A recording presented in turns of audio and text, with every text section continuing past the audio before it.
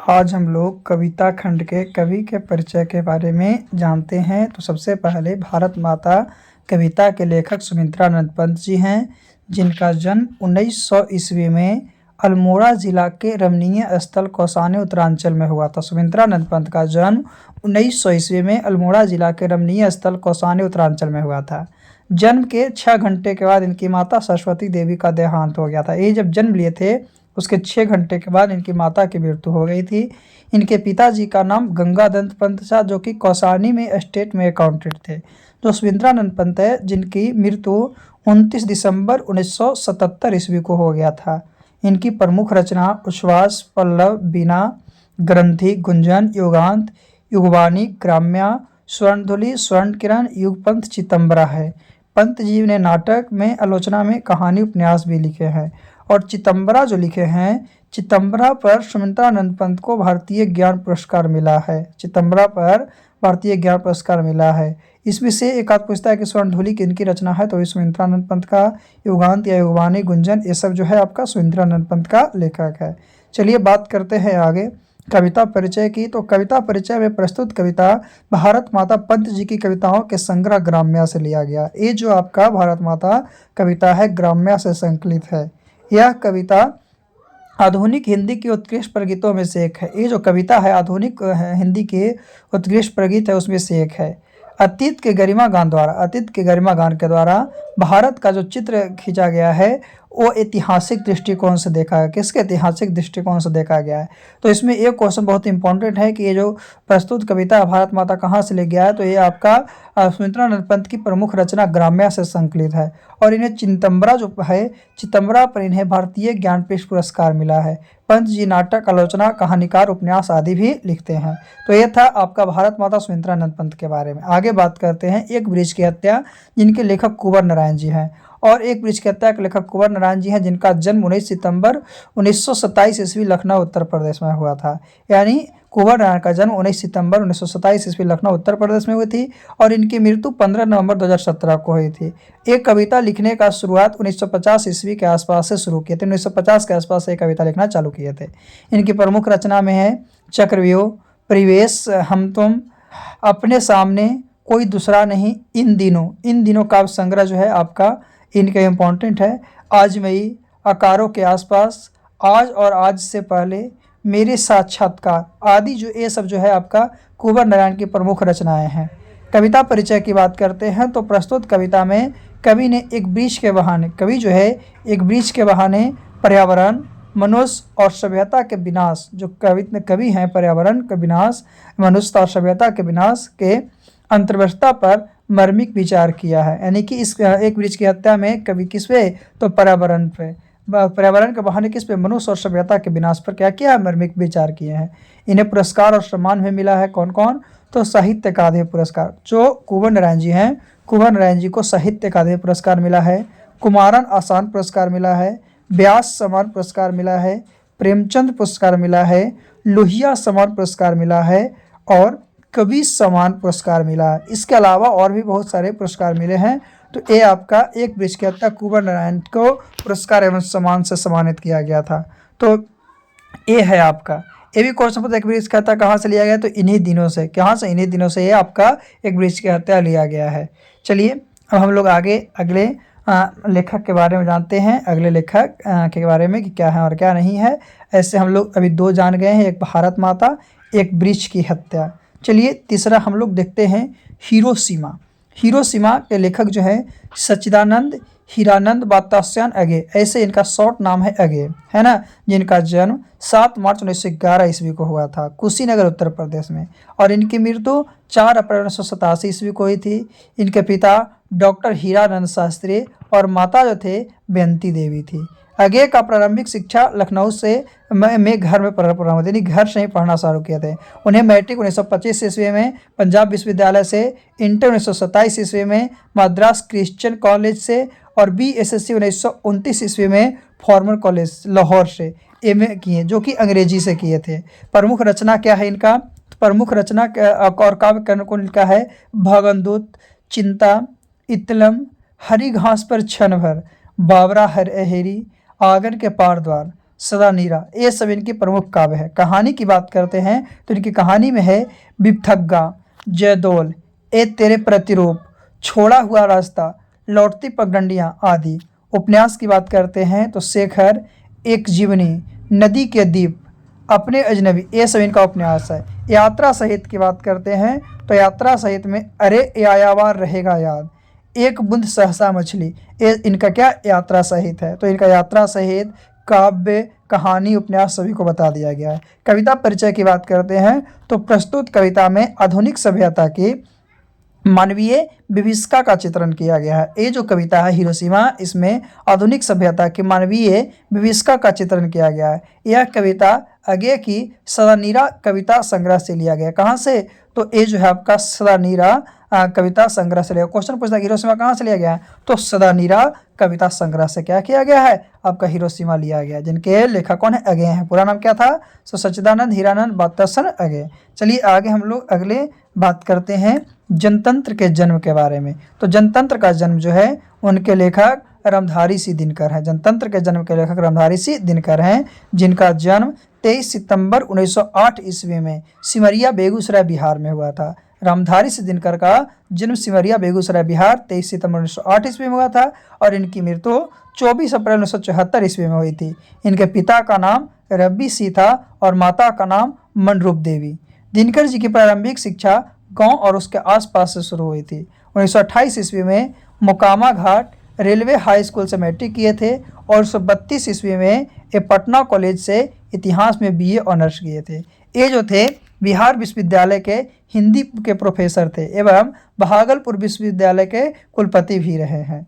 इनकी प्रमुख रचना क्या क्या है, तो इनका प्रमुख रचना है प्रणभंग, रेणुका, हुंकार, रसवंती, कुरुक्षेत्र, रसिमरथी, नीलकुसुम, उर्वशी, हारे कोहारीराम, अर्धनारीश्वर, संस्कृति के 4 अध्याय, शुद्ध कविता की खोज आदि, इनकी ये सब प्रमुख रचनाएं हैं। एक कविता परिचय में हम लोग देखते हैं तो प्रस्तुत कविता में जनतंत्र के उदय के बारे में दिया गया है। जनतंत्र में के राजनीतिक और ऐतिहासिक अभिप्रायों को कविता में उजागर करने हेतु कवि यहाँ एक नवीन भारत की कल्पना करता है, जिसमें जनता ही स्वयं सिंहासन पर आरूढ़ होने को है। कहने का मतलब है कि इस कविता में जो बता रहे हैं, इसमें कवि के माध्यम से जनता है जो कि स्वयं सिंहासन पर आरूढ़ होने को है, सिंहासन में बैठने को तैयार है ना।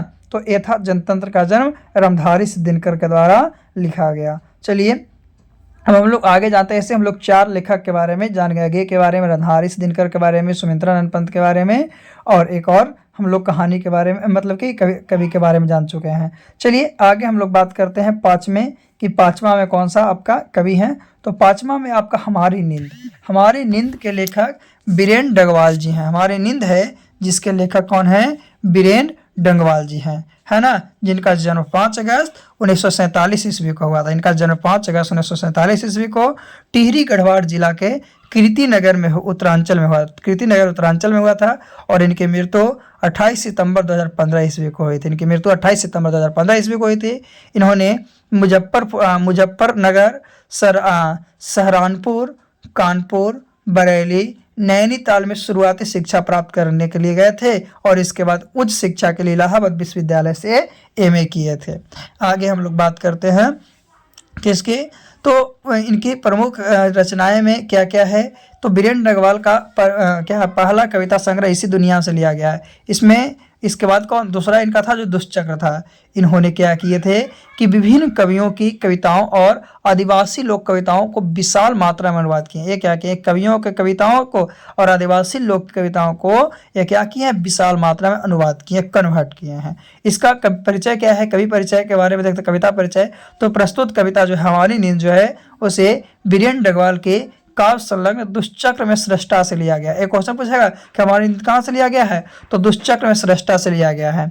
इसमें सुविधा भोगी आराम पसंद जीवन तथा हमारी बेपरवाही के बाहर, इसमें क्या है कि सुविधा भोगी और आराम पसंद जीवन हमारी जो है बेपरवाही के बाहर विपरीत परिस्थितियों में से लगातार लड़ते बढ़ते जाने वाले जीवन का चित्रण किया गया है। कैसे हम लोग आगे बढ़ रहे हैं, अपने सुख के लिए किसी को कितना दबा सकते हैं, ये सब परिस्थितियों का वर्णन इसमें किया गया है। यानी परिस्थितियों से लगातार लड़ते बढ़ते जाने वाले जीवन का चित्रण आपका हमारी नींद कविता में किया गया है, जिनके लेखक कौन है, बीरेन डगवाल हैं। चलिए आगे बात करते हैं हम लोग अक्षर ज्ञान की।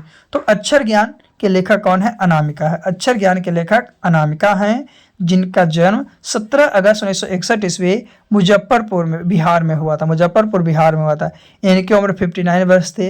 इनके पिता श्याम नंदन किशोर बिहार विश्वविद्यालय मुजफ्फरपुर में हिंदी विभाग के अध्यक्ष थे। इनके पिताजी थे, जिनका नाम था श्याम नंदन किशोर, वो बिहार विश्वविद्यालय मुजफ्फरपुर में हिंदी विभाग के अध्यक्ष थे। कवित्री अनामिका दिल्ली विश्वविद्यालय से अंग्रेजी में एमए और पीएचडी करने के बाद, ये क्या कि एमए किए और उसके बाद पीएचडी किए, उसके बाद सरस्वती कॉलेज दिल्ली में पढ़ाने का कार्य शुरू किए। पढ़ाने का कार्य यानी अध्यापन कार्य क्या किए, शुरू कर दिए। इनकी प्रमुख रचना क्या है, तो इन्होंने गद्य और पद दोनों में लेखन कार्य किया है। एक गद्य को भी लिखे हैं और किसको, पद को भी, दोनों में काम किए हैं। गलत पत्ते की चिट्ठी, इनका क्या है, गलत पत्ते की चिट्ठी, अनुपृष्ठ पोस्ट इलिस्टेड, पोल्ट्री तथा स्त्रीत्व का मानचित्र, ये इनकी प्रमुख रचना है। इनकी प्रमुख रचना है। कविता परिचय की बात करते हैं तो प्रस्तुत कविता समसामयिक कविताओं की चुनी हुई कविताओं की चर्चित श्रृंखला। कवि ने कहा है कि इसमें बच्चों को अक्षर ज्ञान की प्रारंभिक शिक्षण प्रक्रिया को कौतूहलपूर्ण वर्णन चित्रण द्वारा कवित्री गंभीर आशय व्यक्त करते हैं। इसमें बच्चे को अक्षर ज्ञान यानी कि अक्षर को पहचानने का ज्ञान से शुरू किया गया है और इसमें कवित्री गंभीरता से आश्चर्य व्यक्त करती है कि किस तरह से किया गया है। ये कविता कहाँ से चर्चित है, तो कवि ने कहा है कहाँ से, चर्चित श्रृंखला से। क्या, चर्चित श्रृंखला से आपका ये है। तो ये अक्षर ज्ञान के लेखक कौन थे, अनामिका थे, जिसके बारे में भी हम जानें। इसमें क्या किया, बच्चे को यानी अक्षर ज्ञान के जन्म से ही, प्रारंभिक शिक्षण से ही कौतुकपूर्ण वर्णन के बारे में बताएं, किस तरह से किसे कर सकते, यही कवित्री गंभीर आशय व्यक्त करते हैं। चलिए अक्षर ज्ञान के बाद हम आगे बढ़ते हैं मेरे बिना तुम प्रभु के बारे में। तो मेरे बिना तुम प्रभु जो कविता है, जिसके लेखक रेनर मारिया रिल्के हैं। जिसके लेखक कौन है, रेनर मारिया रिल्के, जिनका जन्म 4 दिसंबर 1875 ईस्वी में, 4 दिसंबर 1875 ईस्वी प्राग ऑस्ट्रिया में था, जो कि अब जर्मनी में पड़ता है ना। पहले ऑस्ट्रिया में था, अब जर्मनी में है। इनकी मृत्यु 29 दिसंबर 1936 ईस्वी को हुई। तो इनकी मृत्यु जो थी रेनर मारिया रिल्के के 29 दिसंबर 1936 ईस्वी। पिता जोसेफ रिल्के, माता सोफिया। इनकी शिक्षा दीक्षा अनेक बाधाओं को पार करते हुई थी। इनके प्राग और म्यूनिकस विश्वविद्यालय में शिक्षा पाई थी। संगीत, सिनेमा आदि में इनकी गहरी पैठ थी, बहुत ज़्यादा नॉलेज था। इनकी प्रमुख रचना तो प्रमुख कविता संलग्न में life and songs, Lawrence sacrifice, एडवेंटेड आदि इनके प्रमुख कविता संग्रह है। कहानी संग्रह की बात करते हैं तो टेल्स ऑफ ऑलमाइटी। उपन्यास की बात करते हैं तो द नोटबुक ऑफ मोल्टे लॉरिडेंस, ये इनकी प्रमुख क्या थी, उपन्यास थी। चलिए कविता परिचय की बात करते हैं तो प्रस्तुत कविता मेरे बिना तुम प्रभु धर्मवीर भारती द्वारा हिंदी भाषा में अनुवादित जर्मन कविता है। ये जर्मनी का कविता है, लेकिन हिंदी भाषा में आपका अनुवादित है किसके द्वारा, धर्मवीर भारती के द्वारा। कवि का मानना है कि बिना भक्त के भगवान भी एकाकी और निरूपाय है। बिना भक्त के भगवान एकाकी है, निरूपाय है। अतः उनका अस्तित्व जो है भक्त की सत्ता पर निर्भर करती है, यानी बिना भक्त के भगवान संभव नहीं है। इसलिए उनका अस्तित्व जो है भक्त के सत्ता पर निर्भर करती है, क्या है और क्या नहीं है। भक्त और भगवान एक दूसरे पर निर्भर हैं। अगर भक्त जो है भगवान पर निर्भर है तो भगवान भी जो है भक्त पर निर्भर है। तो मेरे बिना तुम प्रभु रेनर मारिया रिल्के के द्वारा लिखा गया इसमें ये है, जो कि एक आपका जर्मन कविता था और इसे हिंदी में कन्वर्ट करने वाले कौन है, धर्मवीर शास्त्री हैं। कौन है, धर्मवीर शास्त्री हैं। चलिए इसके बाद आगे हम लोग बात करते हैं लौटकर आऊँगा फिर। तो लौटकर आऊँगा फिर के लेखक जीवनानंद दास हैं, जिनका जन्म 17 फरवरी 1899 ईस्वी वारिसाल बांग्लादेश में हुआ था। इनकी मृत्यु 22 अक्टूबर 1954 ईस्वी को हुई थी। रविंद्रनाथ टैगोर के बांग्ला साहित्य के विकास में जिन लोगों का योगदान है उसमें सबसे प्रमुख स्थान जीवनानंद दास का है। बंगाल में जो देखा जाता है तो इसमें सबसे इम्पोर्टेंट किसका है? जीवनानंद दास का है। इन्होंने बंगाल में जीवन में रस बस कर उनकी जड़ों को पहचाना है और उसे अपने कविता में स्वर दिया। बंगाल में जो भी देखा है उस सबको अपने रसों में पहचाना है और उसके बारे में बताया। इनकी प्रमुख रचना तो क्या झरा पालक, धूसर पांडुलिपि, बनलता सेन, महापृथ्वी, सातती ततार तिमिर, फिर जीवनानंद दासेर कविता में आपका रूपसी बंगला, बेला अवेला कालबेला, मन विहंगम, आलोक पृथ्वी। इनके निर्धन के बाद लगभग 100 कहानी और 13 उपन्यास प्रकाशित हुए। मर गए हैं उसके बाद 100 कहानी और 13 उपन्यास प्रकाशित हुआ था। कविता परिचय की बात करते हैं तो प्रस्तुत कविता लौट कर आऊँगा फिर कवि प्रयाग शुल्क द्वारा भाषांतरित जीवन दास की कविता है। किसकी? जीवन दास की भाषांतरित कविता है। इसमें कवि का अपना मातृभूमि तथा परिवेश का उत्कृष्ट प्रेम व्यक्त करता है। जो मातृभूमि, अपने मातृभूमि और वहाँ रहने के उत्कृष्ट प्रेम जो है उसको बतलाता है। कवि ने इस कविता में एक बार फिर जन्म लेने की लालसा प्रकट करते हैं और कवि सोचते हैं कि एक बार फिर से हम जन्म लें, इसकी प्रकट करते हैं और अपनी मातृभूमि यानी मातृभूमि जहाँ पे जन्म लिए हैं उस भूमि के प्रति श्रद्धा प्रकट की है। तो ये आपका लौट कर आऊँगा फिर में किया गया चर्चा है ना। ये भी भाषांतरित है जीवनानंद दास के द्वारा। किसके द्वारा? जीवनानंद दास के द्वारा। चलिए अब हम लोग आगे चलते हैं जीवनानंद दास के द्वारा। फिर है स्वदेशी की बात करते हैं। स्वदेशी के लेखक बद्री नारायण चौधरी प्रेमधन हैं। बद्री नारायण चौधरी प्रेमधन हैं जिनका जन्म 1 सितंबर 1885 ईस्वी में मिर्ज़ापुर उत्तर प्रदेश में हुआ है। इनकी मृत्यु 1922 ईस्वी में है। यह काव्य और जीवन दोनों क्षेत्रों में भारतेंदु हरिश्चंद्र को अपना आदर्श मानते हैं। भारतेंदु हरिश्चंद्र है उसको अपना आदर्श मानते हैं। कौन? प्रेमधन। इन्होंने भारत के विभिन्न स्थानों का भ्रमण किया है। 1874 ईस्वी में इन्होंने मिर्ज़ापुर में रसिक समाज की स्थापना की थी। ये पूछता है कि रसिक समाज की स्थापना प्रेमधन के द्वारा 1874 ईस्वी में मिर्ज़ापुर में किया गया था। वे साहित्य सम्मेलन के कलकत्ता अधिवेशन के सभापति भी रहे हैं और इनकी रचनाएं प्रेम घन सर्वस्व में संग्रहित है। इनकी प्रमुख रचना कौन कौन है? तो भारत सौभाग्य तथा प्रयाग रामागमन इनकी प्रसिद्ध नाटक है। इन्होंने जिंद जनपद नामक नाटक लिखा है जिसमें ग्रामीण जीवन, गांव के जीवन का यथार्थवादी चित्रण किया है ना। अब बात करते हैं कविता परिचय की। तो प्रस्तुत कविता स्वदेशी प्रेमधन द्वारा लिखित रचनाएं प्रेमधन सर्वस्व से संकलित है। इन दोहों में नवजागरण का स्वर मुखरित है। दोहे की विषय वस्तु और काव्य वैभव कविता के स्वदेशी भाव को स्पष्ट करते हैं। कविता की चिंता आज के परिवेश में भी प्रशंसनीय है। कहने का मतलब क्या है? कविता जो है, प्रस्तुत कविता स्वदेशी वो प्रेमधन के द्वारा लिखित रचनाएं प्रेमधन सर्वस्व से संकलित है। प्रेमधन की सर्वस्व से संकलित है। इन दोहों में नवजागरण का स्वर मुखरित है। किसका? नवजागरण का। दोहे की विषय वस्तु में काव्य वैभव कविता को स्वदेशी भाव स्पष्ट करते हैं, अपने देश की भाषा को स्पष्ट करते हैं। कवि की चिंता आज के परिवेश में भी प्रशंसनीय है। ये था स्वदेशी। चलिए स्वदेशी के बाद आगे हम लोग बात करते हैं। राम नाम बिनु बिरथे जगी जन्मे जो नर दुख में न माने, एक गुरु नानक के द्वारा लिखा गया है। और गुरु नानक जो है जिनका जन्म 15 अप्रैल 1469 ईस्वी नानाकाना साहिब पंजाब पाकिस्तान में हुआ था। गुरु नानक का जन्म पाकिस्तान के पंजाब प्रांत के तलवंडी नामक गांव में हुआ था। कहाँ? तलवंडी नामक गांव में हुआ था जो नानाकाना साहिब के नाम से जाना जाता है। इनकी मृत्यु 22 सितंबर 1539 ईस्वी करतारपुर में हुआ था जो कि पाकिस्तान में है। पिता का नाम कालूचंद्र खत्री और माता का नाम तृप्ता था।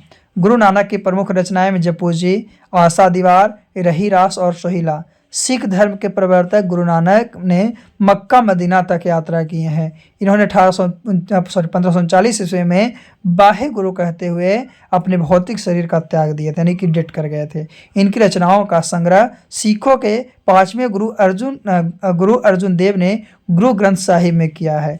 पाठ परिचय की बात करते हैं तो इस पाठ में कबीर के 2 पद दिए गए हैं। पहले पद में सच्चे हृदय से राम नाम अर्थात ईश्वर की जप करने की सलाह दी गई। पहला जो है उसमें राम नाम के सलाह करने के तथा राम नाम अर्थात ईश्वर के नाम की जप करने की सलाह दी गई है।